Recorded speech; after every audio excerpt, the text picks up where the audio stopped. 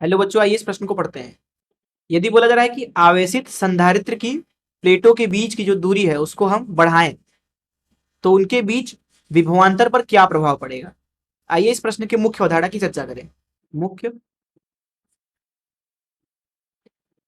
अवधारणा, मान लीजिए हमारे पास में एक संधारित्र है, इस तरीके से एक समांतर प्लेट संधारित्र। इसका जो क्षेत्रफल है वो मान लीजिए ए है और इस प्लेटों के बीच की दूरी मान लीजिए डी है। प्लेट के ऊपर मान लीजिए धन क्यू और ऋण क्यू आवेश है। इसकी वजह से प्लेटों के बीच में जो विभवांतर है वो मान लीजिए वी है। दिए गए संधारित्र की धारिता सी है, अगर बीच में जो माध्यम है वो मान लीजिए निर्वात है, तो सी को लिखा जाएगा एप्सिलॉन नॉट ए भागे डी, तथा एक चीज और लिखेंगे यहाँ पे क्यू इक्वल टू सी गुणे वी के बराबर। तो इस मुख्य उदाहरण से चलिए प्रश्न को हल करते हैं।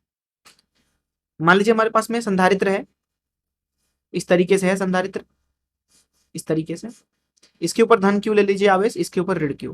प्लेटों की जो बीच की दूरी है वो डी मान लीजिए, प्लेटों का क्षेत्रफल ए मान लीजिए, प्लेटों के बीच में निर्वात मान लीजिए।